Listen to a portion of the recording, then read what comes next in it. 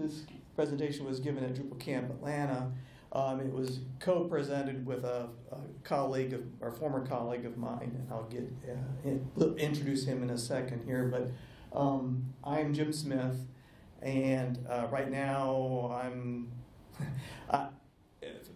I quit my job in February. I was working at Oak Ridge National Lab, and I quit it to do a through hike of the Pacific Crest Trail.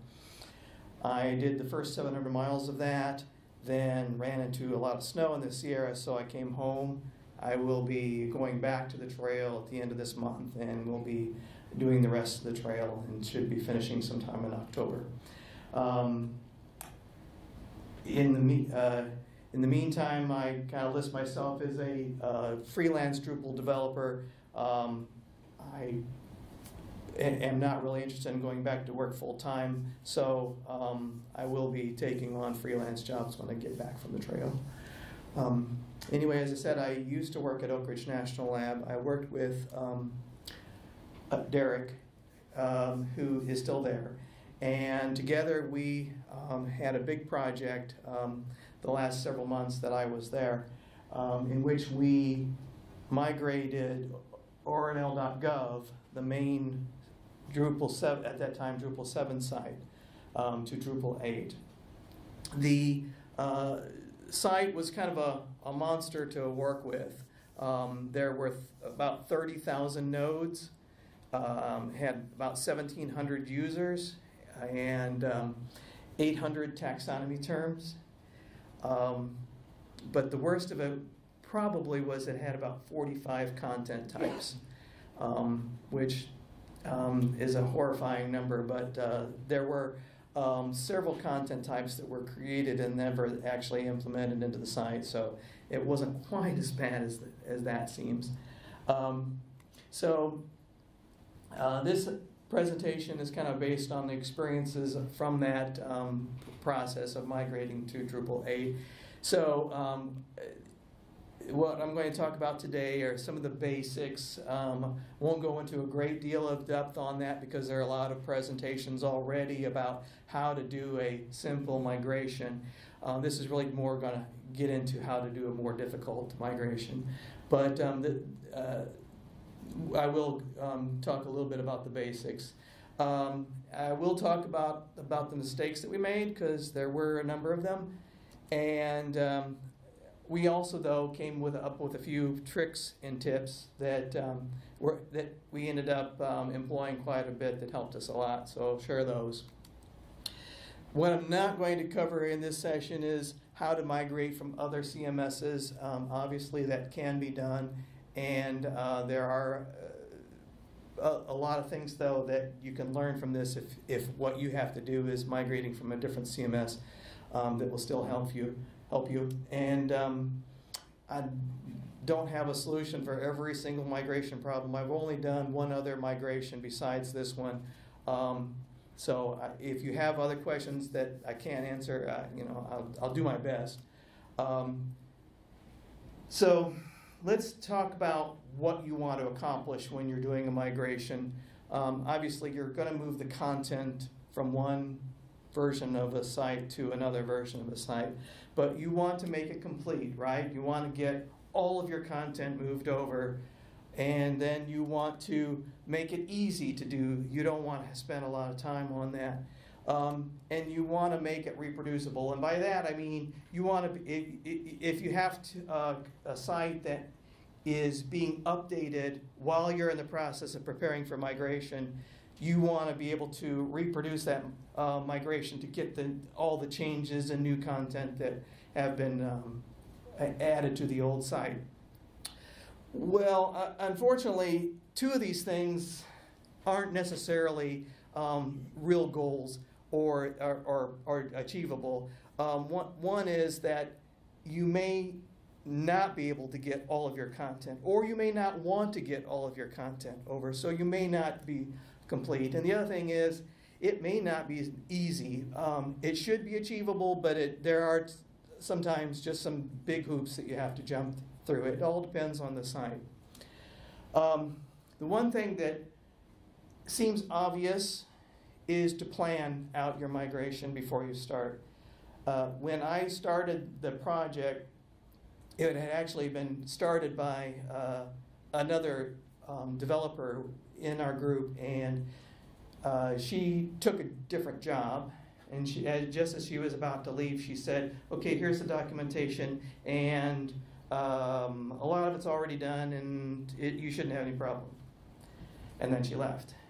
And when I started to look at it, I thought, documentation?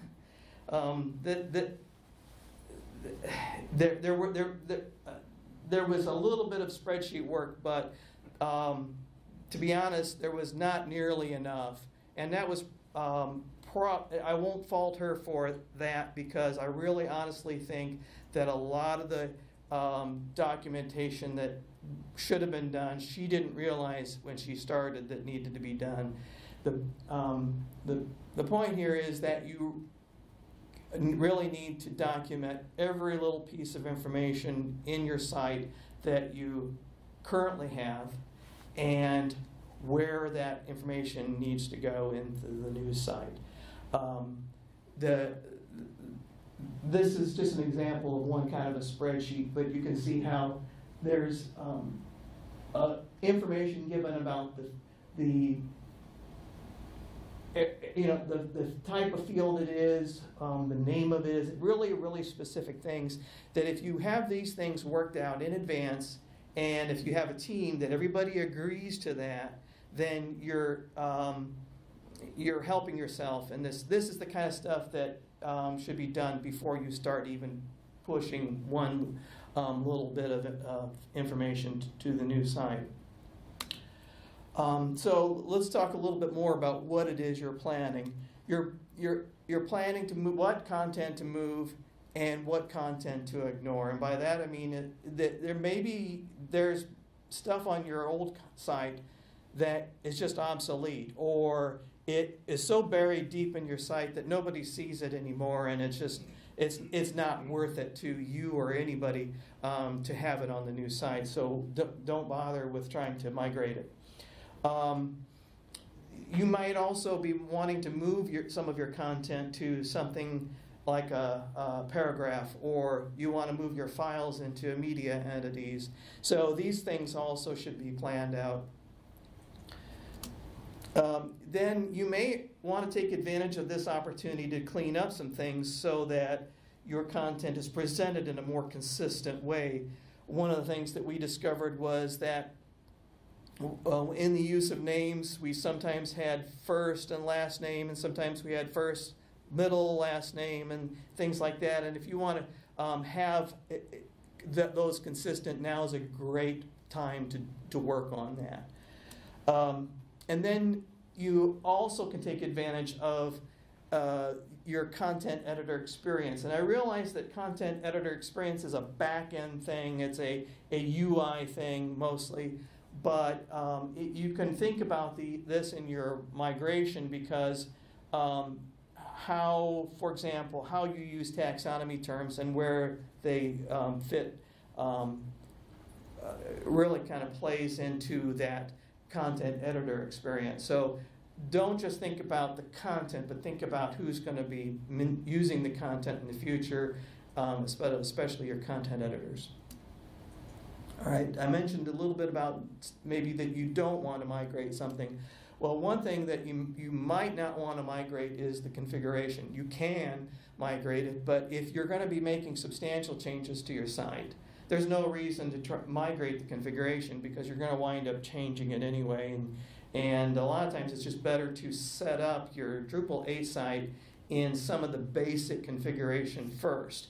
For example, setting up all your content types. If they aren't matching your old content types, just set them up on your new site so that you have all the fields structured ahead of time.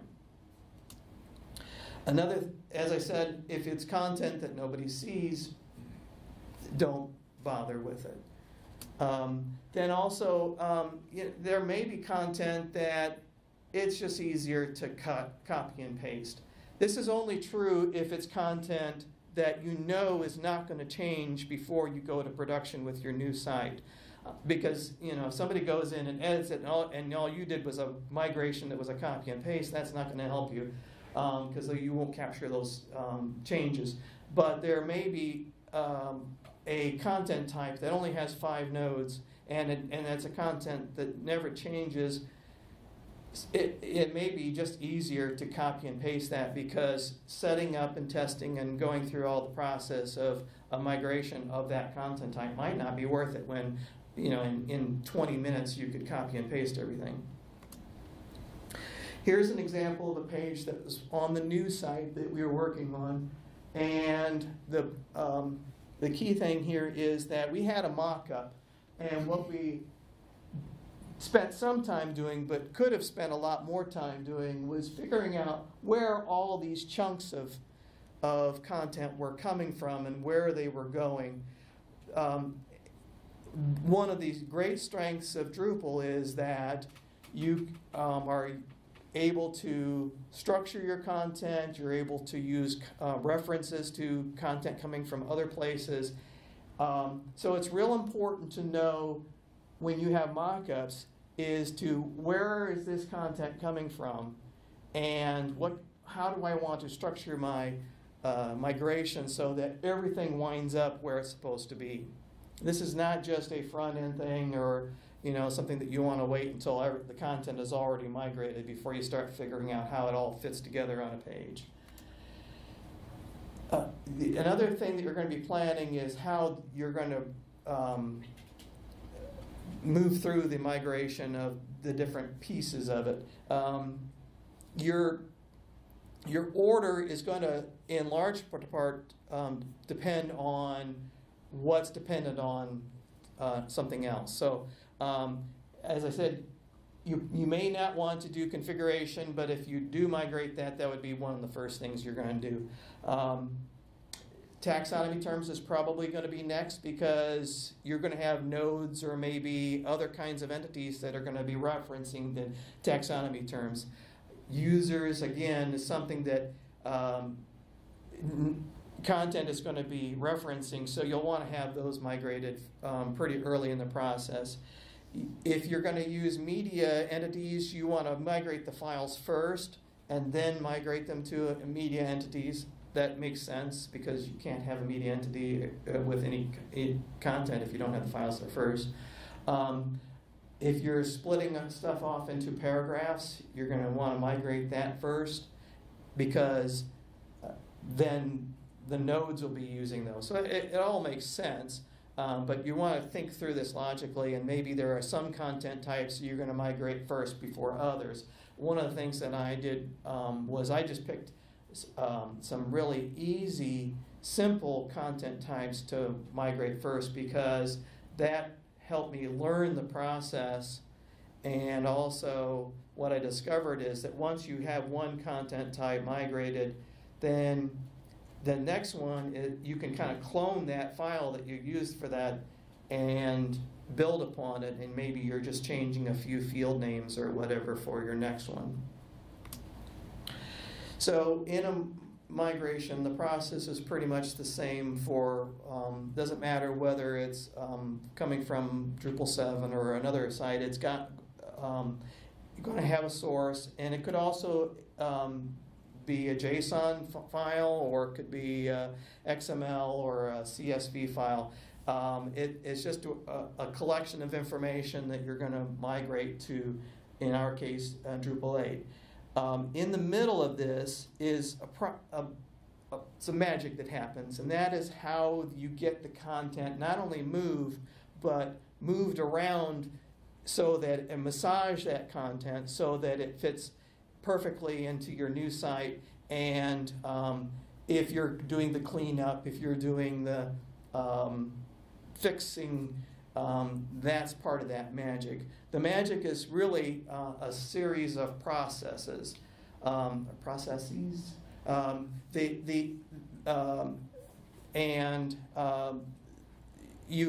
can chain several of these together to accomplish what you want within the migration. So when you're doing a migration, you're going to want to use at least 2 of the 3, but probably all 3 of these core modules. The Drupal UI is really just an interface that gives you a chance to see within your Drupal site what's going on, but the same functionality can be done just through Drush and the command line. Drupal upgrade module is what provides the Drush support, and so that's a highly recommended contrib module. Drupal tools also provides some Drush commands, and it's what allows you to do rollbacks and resets and viewing the status of your migrations. Migrate Plus provides a way to group your migrations, so you, if you want to do some batching of the migration through in groups, that would be one of the modules that you would want to use. And then there are also some additional plugins that the Migrate Plus module provides, so it's you're probably going to want to use that module. And then Migrate Source you only need if you're going to be migrating from a CSV file, but as I'll get to in a minute, that is sometimes kind of handy to have. And there was talk at one time of moving what the Migrate Source CSV module does into core, but I noticed about 3 months ago they abandoned that idea. So it still is a standalone module. Another module that contribute module that we found really handy was the Migrate Devel. It provides a way to debug information in the process of doing your migration, and it was one that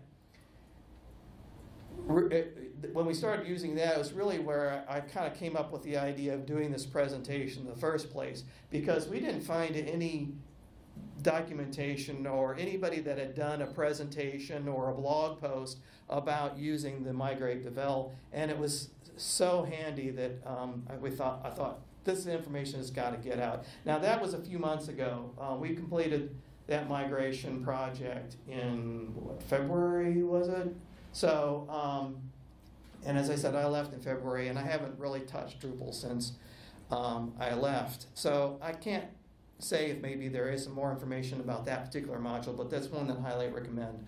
The other 2 that are listed here are available. The manifest allows you to run Drupal migrations in a manifest format. I've not used that one. And Migrate Run is similar to Migrate Tools, but it doesn't use the dependency of Migrate Plus, which this one does. And so I've not used any of those.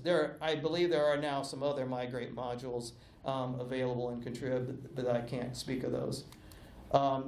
So when you're doing a migration, you're going to be doing this through XML files. Essentially, they're just like the configuration files. If you're familiar with the configuration system in Drupal 8, you're going to recognize how things are structured here, or any other info file that's a YAML file.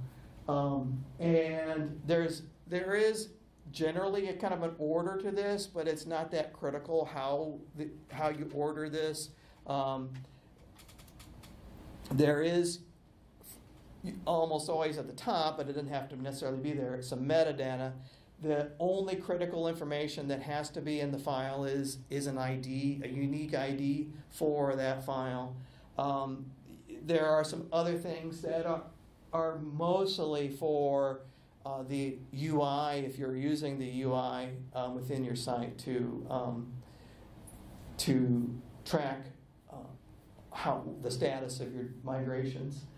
Then there's also within that, you can see that there's some dependencies are set if you want to, these would be module dependencies. In this particular case, the ORNL migrate, that we put everything into a module. You don't have to put all of these files into a module, but I highly recommend that. I'll get a little bit more into that in a second.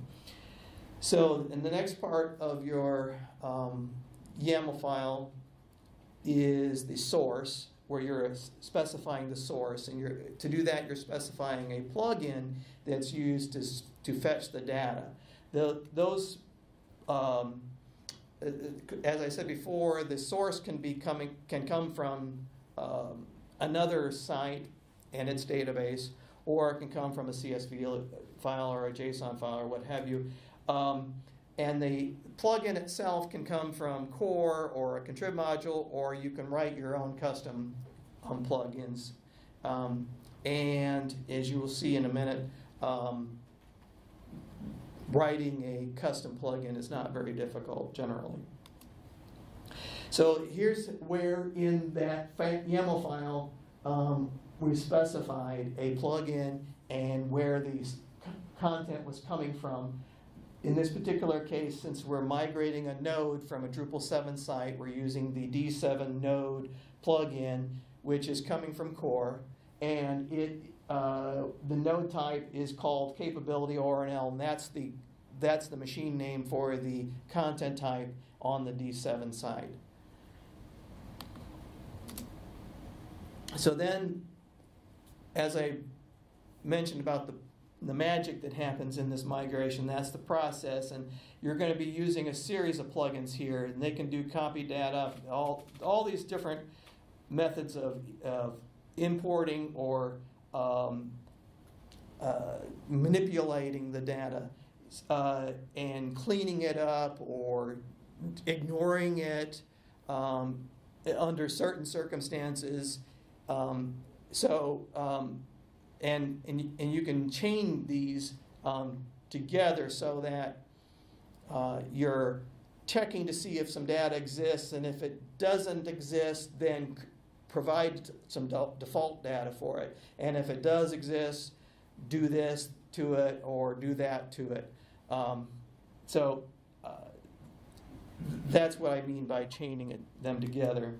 Here's an example of a process where we're taking a previous migration that was done for files, and the migration plugin is migration lookup, and then we're looking for the name of the name of the previous migration, or the machine name is ORNL D7 files, and we're looking for within that the file ID, and we're migrating that to a media ID. So you can see that we're what we're doing here is migrating files to media entities.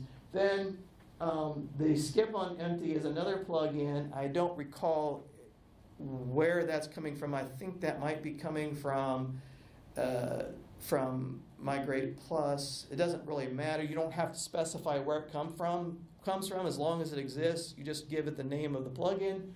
And in this particular case, what it's doing is if the file ID is missing, then you're just going to skip this row, which means that you're going to keep on doing some other things in the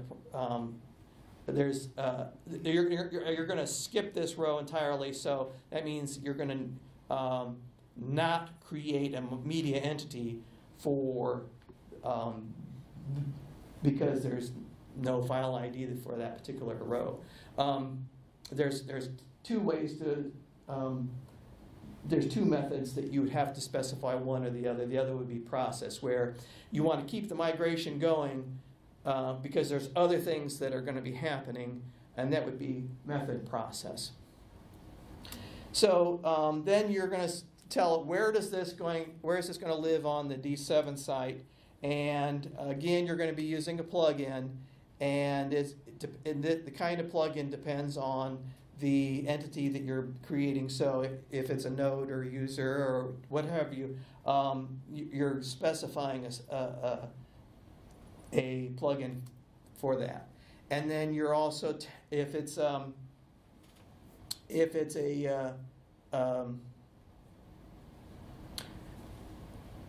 If it's a configuration entity, then you will be also specifying some information about the field definitions. So here's an example of the destination portion of your migration YAML file, where you are saying that the plugin is the entity media. And in this particular case, remember we were migrating, we were using a previous migration and we're using a lookup from that. So we're requiring that that particular migration already exists before we run this. And the same is true for the users that we previously ran. So when by lookup, what it's doing is when you run a migration, it creates a new table in your database.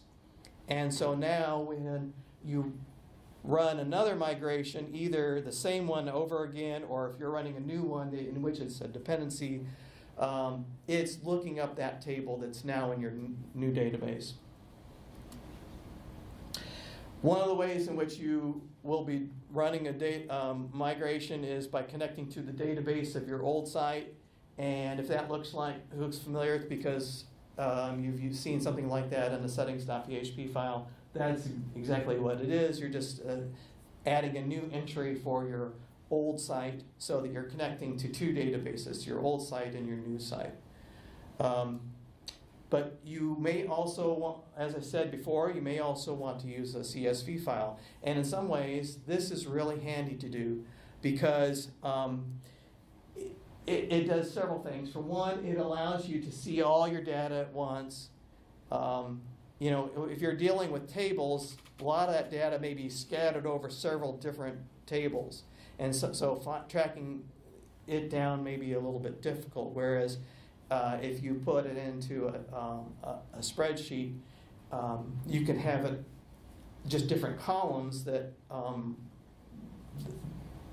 that are easier to read. And if you want to, you can edit your data, maybe clean it up a little bit before you do your migration, right there in the spreadsheet. Since you're using simple copy-paste rules and what have you, you can just spell check or whatever right there in the spreadsheet. And then one way to create that spreadsheet is you can do that through like SQL or SQL Pro is the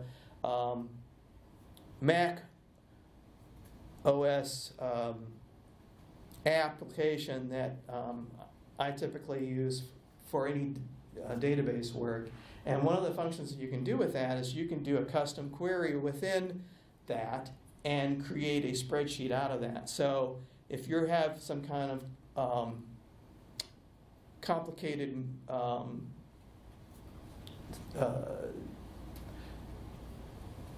bits of information that are coming from all over your site, but you want to put them all into one spreadsheet, that's a way to do that. Otherwise, another way to create the spreadsheet would be to use I don't remember the name of the module, but it's a module that allows you to create a CSV file from views. So you set up a view, and then you output a CSV file from that. Views data export. Thank you. Views data export. So you take your YAML file, and one way to run your migration is just to use a single file import from your configuration side of your admin. The handy thing here is that if you're familiar with the configuration system on your site, you may have already used this. It's a single item import, and you just paste and run it. Now, one of the goals we said was that we wanted to make this reproducible. So that's why we found that this was fine for a quick test, but really we want to have all these files in a module. So, and that way, for one thing, it's in version control. And the other thing is that later, when we want to update our site with changes that maybe were made on the old site, it's all in that module, and we just need to run the migration again. We recommend creating a module. This is, as I said, especially true if you know that you're going to be making changes down the road. And also, if you are going to be using a custom plugin, that custom plugin needs a place to live, and so it's your custom module is a good place for it to put that. And if you use a source other than a database, like a CSV file, for example, you need to specify where that lives. And so again, this is you can put the files, those CSV files, right there in your module as well. So everything kind of lives together conveniently. One downside of using a module is that if you make changes to it, you have to disable the module and enable it again. That's just because it's just like the configuration where all it is information that gets stored into the database, but once it's stored in there, making changes isn't going to change what's in the database, so you have to disable to reload it back into the database. Well, I mentioned earlier about Drush and using that. There are 4 main commands that are used a lot for that. One is just to check the status, and this will tell you how many entities have been migrated already and how many are yet to be run, and it will also tell you if there's how many maybe have failed. You will run the drush MIM command for doing the actual import, but if you wanted to undo that, that would be a rollback.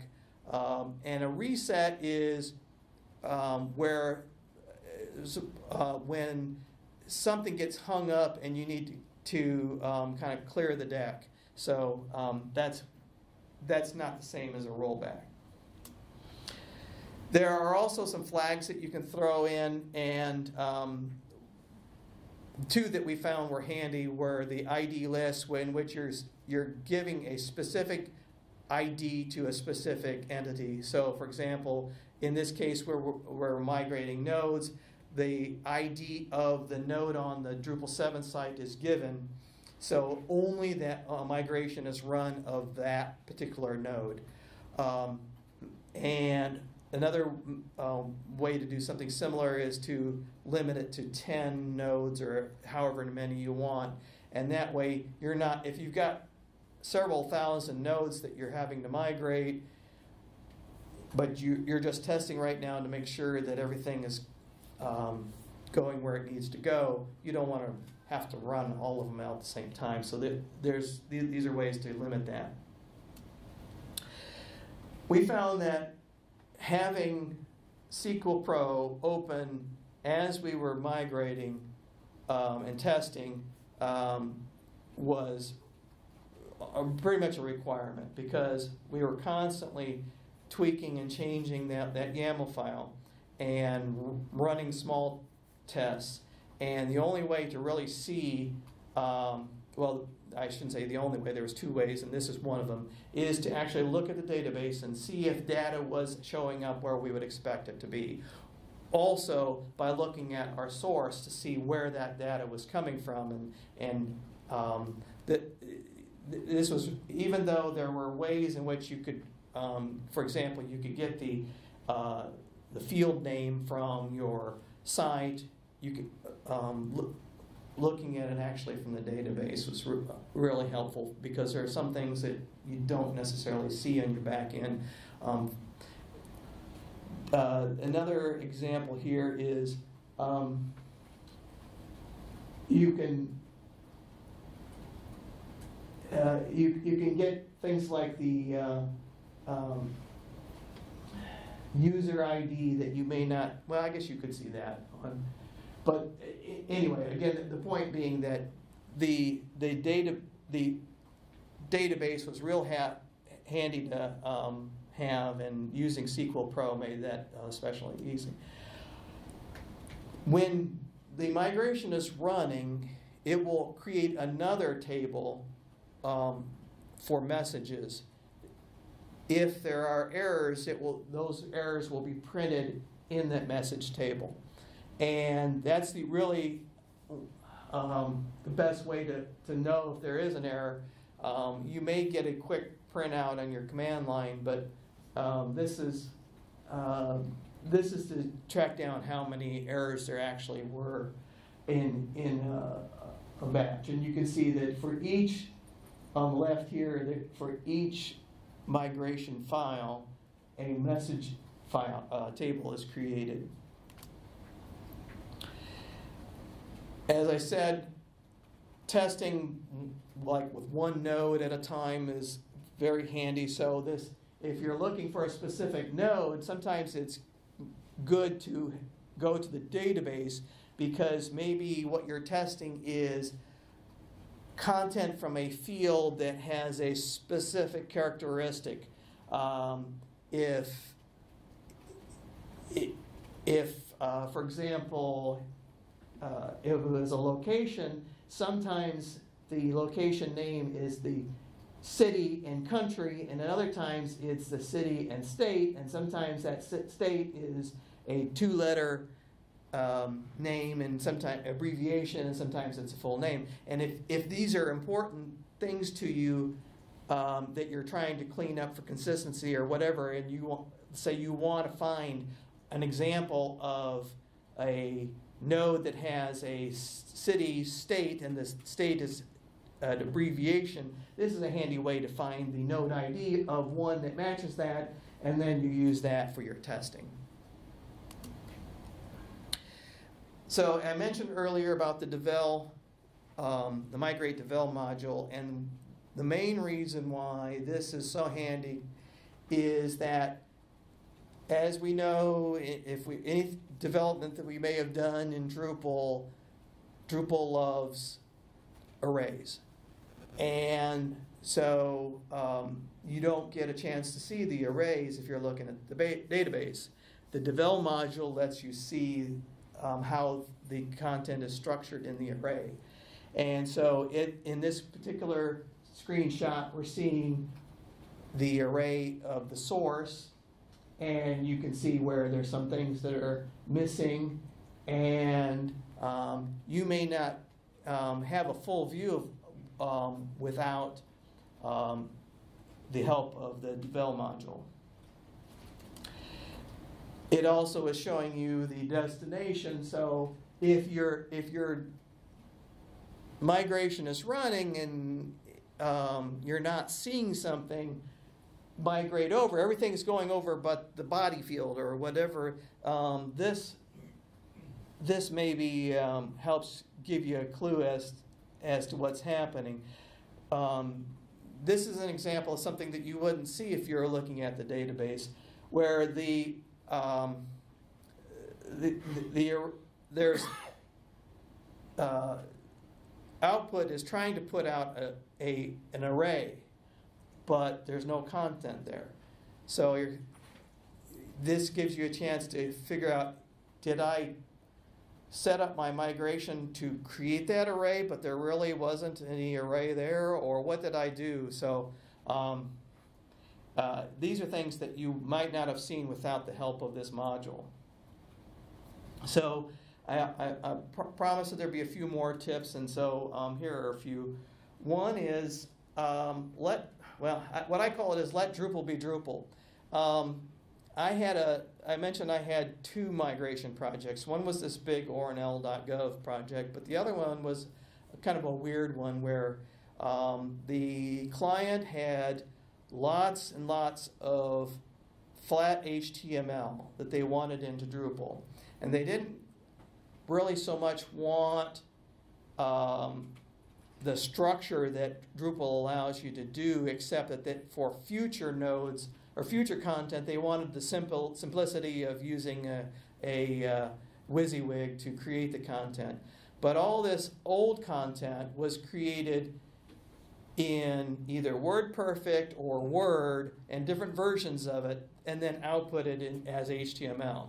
So you can imagine the cruft that was in there and the differences from over the years, because they had used different software, and it was an absolute mess if you looked at it, except the one thing that they always had was a body field or a body in their markup, and that's really what all we really needed to do was get the certain content that unfortunately there was no consistency in how it was marked up. So, but what I did was I just set up so that it would go into a body field with a CK editor, and then use the filtering that is done within CK editor to filter out garbage that I didn't want displayed. So the garbage was still imported, but CK editor hid it.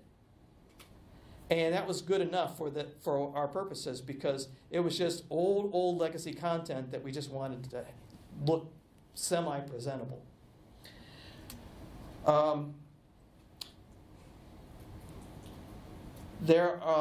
It's a good idea to specify dependencies, and there's two ways in which you can do that. One is with the required, which means that the migration won't run if 100%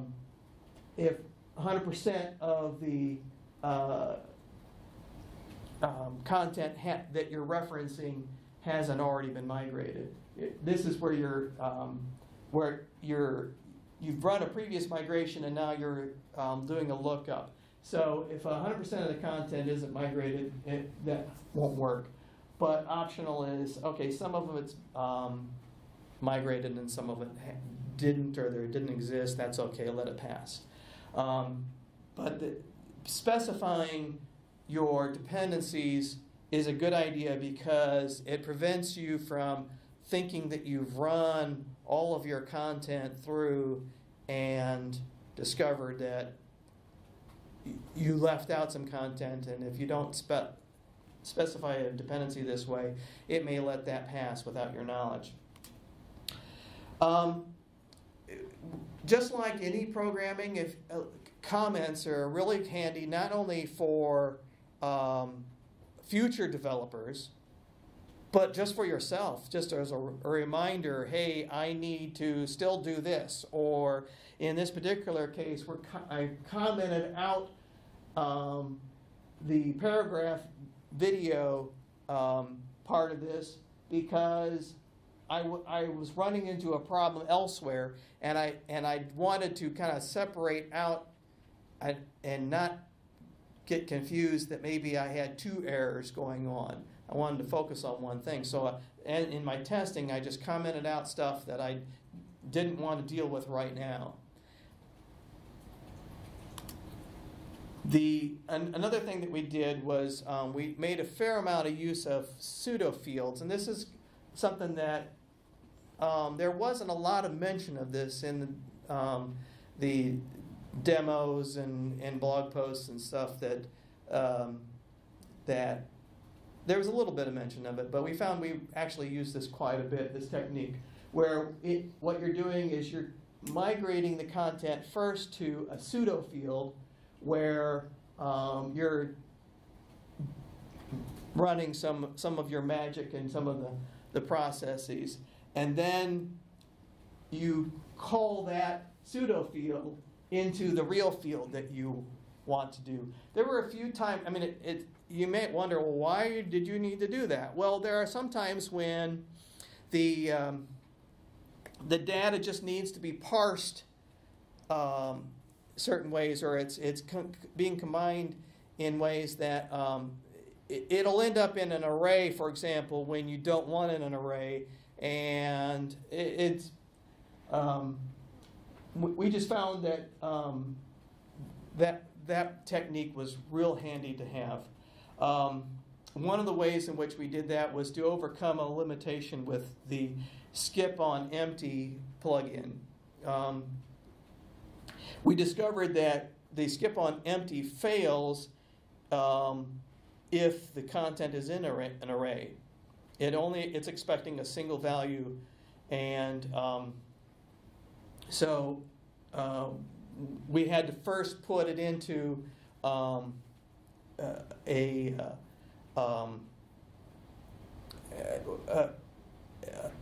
let's see, we put it into the pseudo field and assigned it a dummy default value, so that it would, so if nothing else, it had a single value of just this dummy number, and then after that, then said, okay, if that dummy value shows up, then we're gonna skip the rest of it, and then if it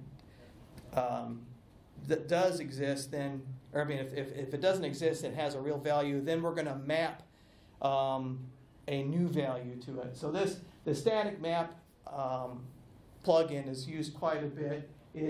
Especially for us, we had a set of taxonomy terms, and we were combining several vocabularies into one big vocabulary. So all the numbers weren't going to match up, so we used the static map to match the old number with the new number. And as you see, just for our own purposes, we commented out just so we could know what that term ID meant. The feedback flag, this is another one of these flags in Drush that is handy. We found that as we were migrating from Pantheon, the Drupal 7 site was on a Pantheon site, and we were migrating to a Drupal 8 also in Pantheon, that after about 10 minutes, it would quit. And we could never get a complete run of a migration, and we couldn't figure out what's going on. Well, apparently there was some kind of a timeout that was about 10 minutes long, but if we used this feedback, it chunked out things at a more, it kept the process running, so it fooled Pantheon into thinking there was no reason to time out.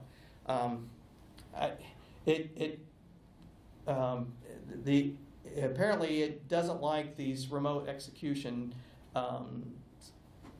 so it will time out, but we fooled it with that feedback flag. We were using Lando, and there was also some weirdness that we discovered where it would work very slowly, and that seemed to do because it was when it was running, sometimes it was trying to do too much connected to the internet, and I don't really understand. Derek figured this out, and I'm just kind of relaying what he found out, so you'll have to forgive me for not being real precise on this, but what he discovered was if he disconnected Lando from the internet, he could speed up his migrations quite a bit. His first attempt to do that was just to put his computer into airplane mode, and that was fine, except that prevented him from doing anything else, like checking his email or whatever while he was doing this. So what he discovered was okay, there's the second part of it. You can switch back and forth. You just create an airplane mode, because airplane mode is something you're familiar with in your phone, but doesn't exist on your computer. But you can create something like that. So anyway, what he found though was there's an application called trip mode, which allows you to specify applications that will access the internet and those that won't. So by installing this module, or this application, he was able to still check his email and still browse on the internet, but Lando couldn't see the internet. So that was kind of a way to trick that. Getting here towards the end, I'll be real fast. The other thing that I mentioned was custom plugins, and that they're basically pretty simple to write. That's assuming that your plugin is simple. It can be something as simple as what you're seeing right there. That's the whole plugin. And all we're doing here is we're just doing two things to a chunk of content. We're taking what is a list that's been comma separated, and we're creating a unique,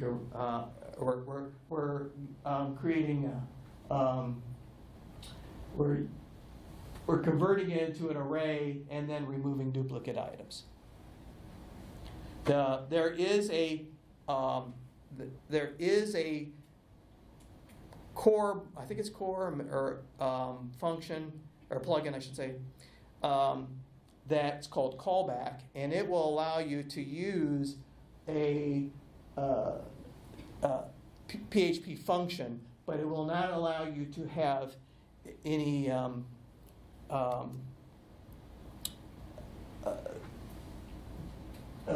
you can't, for example, specify a value or something like that to that function. So in the callback would not run for date. So in order to do something like this, which is to take a timestamp format and turn it into a datetime format, we needed a custom plugin for that. And then we were doing this because we had a content type for blogs, and when that was originally created, there was no date field, but we were migrating to a content type that a date field or date was required. So we took the created date from the content and converted it into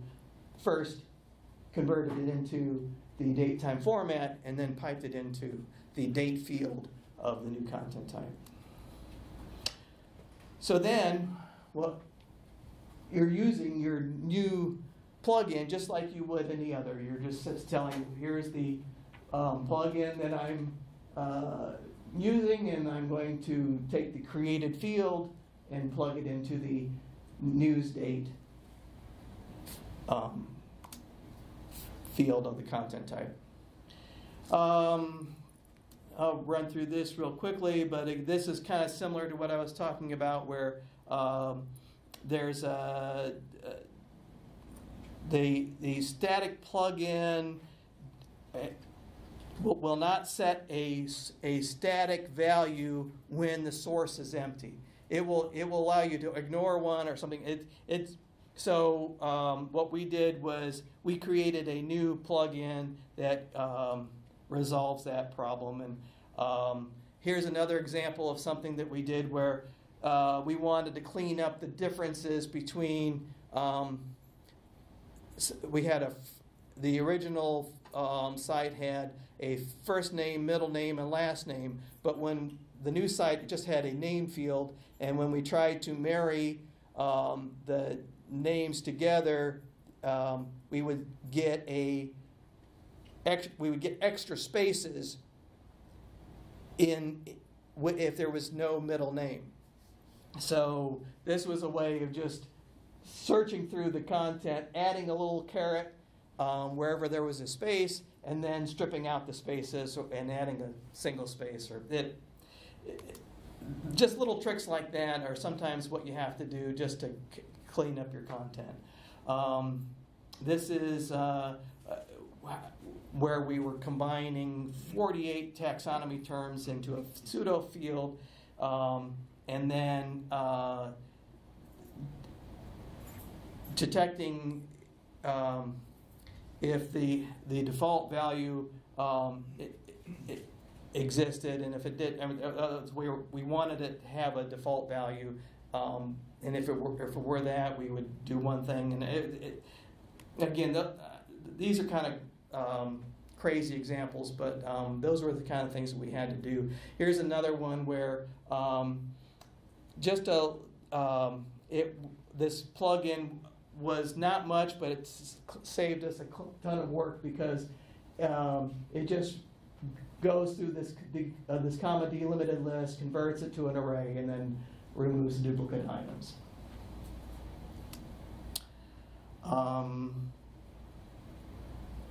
I don't remember that one. Oh, we needed to, the way the new site was set up, there was a limit of 255 characters, so we had to truncate things. So we created a custom plugin to truncate the text to 255 characters.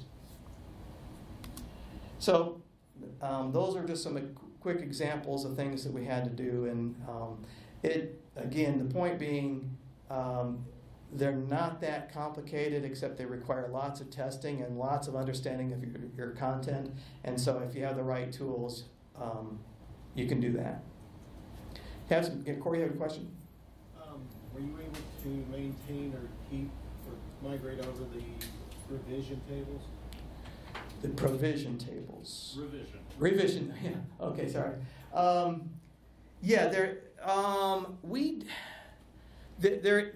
That is possible. I don't think that we were concerned about that. We didn't have a particular need for that, or we just had too much other on our plate that I think we kind of skipped over that, if you want to know the truth. But yeah, it is possible to migrate those. Any other questions? All right. Thank you.